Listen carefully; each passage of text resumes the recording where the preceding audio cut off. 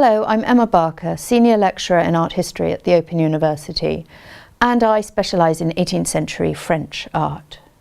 And I'm Kathleen Christian. I'm also a Senior Lecturer at the OU, and I specialise in Italian Renaissance art, particularly the reception of antiquity in Renaissance Rome. And today we're going to be thinking about classicism, which is a term that crops up a lot both in my field and in Kathleen's. But it's really a very slippery term. It's quite hard to pin down exactly what it means.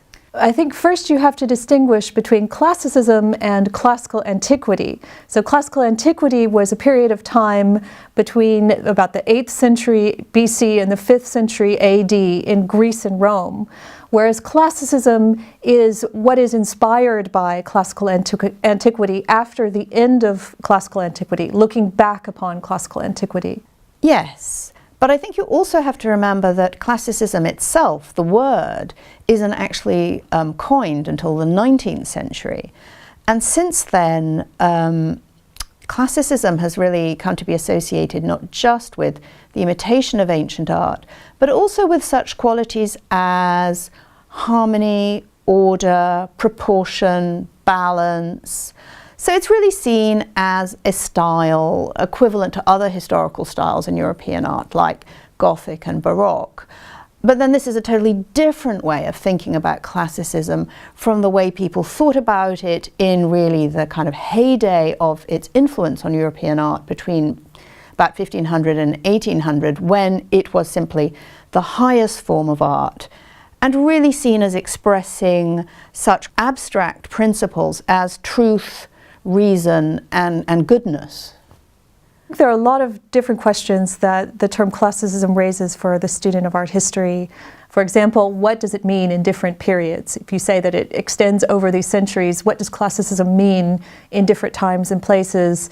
And since classical antiquity itself is such a huge period of history, what does it refer back to when it's used? But also, when you're talking about the term classicism, in order to make a beginning talking about these things, it's really important to go back to the first major revival of classical antiquity in European art. Right. Well, the Italian Renaissance is really seen as the beginning of the concept of classicism. You have humanists and artists looking back upon the antique past and seeing it as an ideal, as something that is better than the present in terms of the rules that it seemed to have. It seemed to have a theory for beauty, for order, for, let's say, philosophical ideals that people in the Renaissance wanted to re-attain. They wanted to be able to study it, look back upon it, and revive it in that time. But what kind of artists and objects are we really talking about in terms of what the Renaissance is associated with?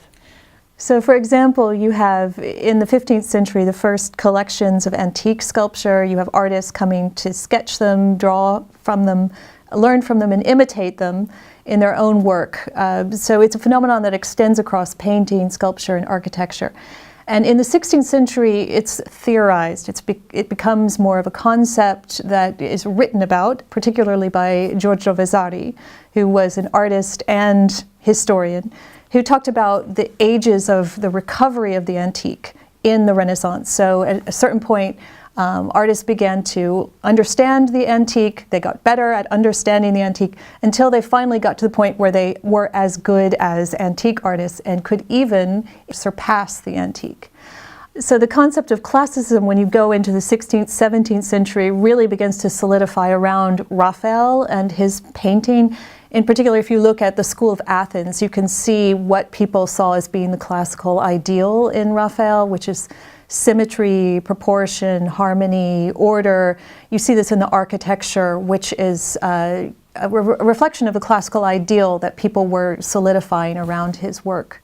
Yes. I think it's also important to realize that this whole kind of ideal focused around the ancients and Raphael really gets institutionalized, both in Italy and then across Europe, in academies of art that offer this art training that really is based on the copying of antique sculpture and also Raphael.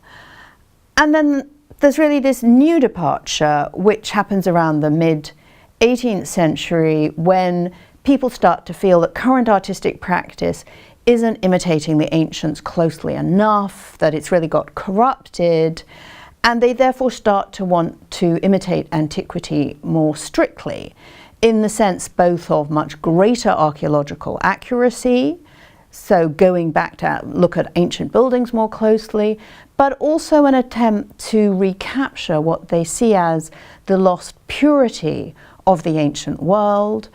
And really the key figure here is the German art historian Johann Joachim Winckelmann, who writes about the famous antique sculptures with amazing intensity.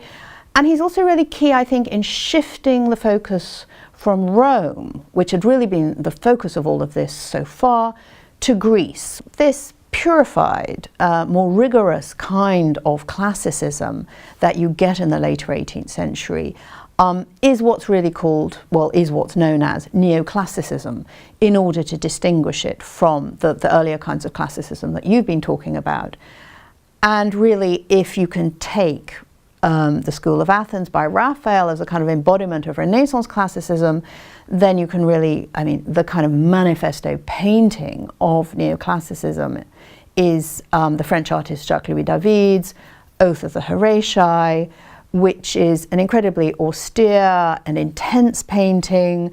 It's not, in fact, an ancient Greek subject, but it's from the very early history of Rome, showing three brothers vowing to die for their country, and everything is incredibly pared down, austere. There are very few figures, and even the architecture is very plain and primitive, with columns that have no bases. So how would you distinguish classicism from neoclassicism? Well, I think that classicism is really this vision of ideal beauty, about harmony and grace, and neoclassicism is an emphasis much more on purity, rigor, and the primitive. It's just a much more austere version of classicism. In the 16th, 17th, 18th century, no one was using the term classicism. When did people start to use that term?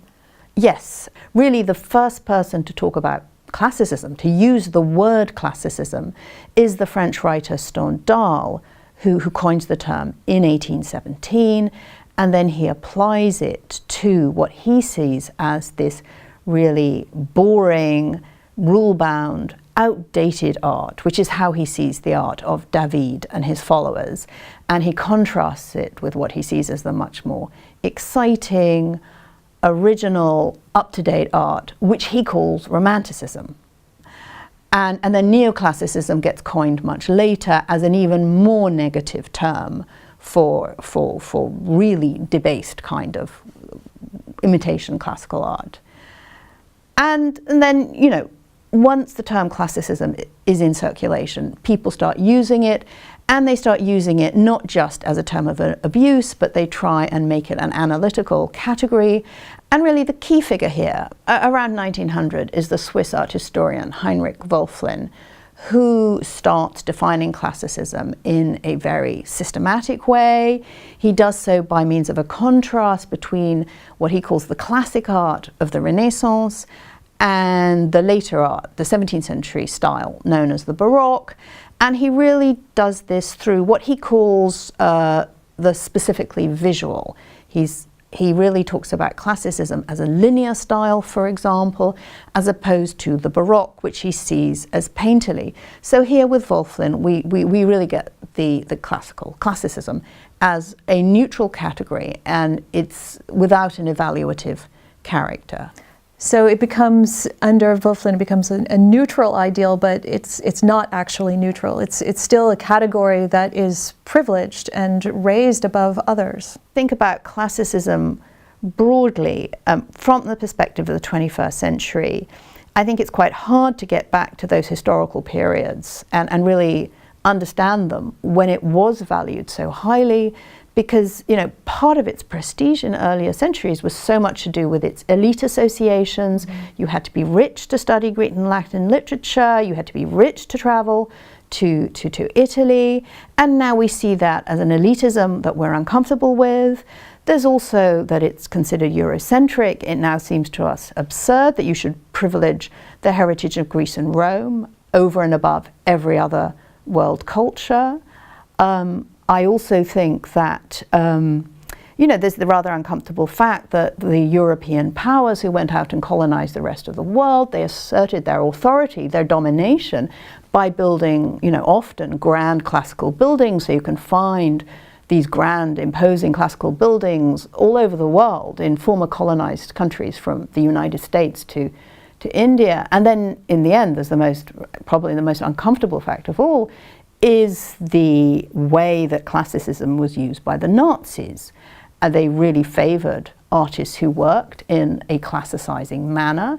Even today, there are racists who admire the whiteness of classical sculpture because they see it as embodying this, European white ideal. I mean, the really funny thing is that, of course, that actually scholars know that all of these white sculptures were actually really brightly painted, and that our modern ideas of race would have made no sense whatever to the Greeks and Romans. So, I mean, for me, I think that it just really shows, goes back to the point that we were making. Classicism isn't one thing. You can engage with it in all sorts of ways, in good ways as well as bad. Right.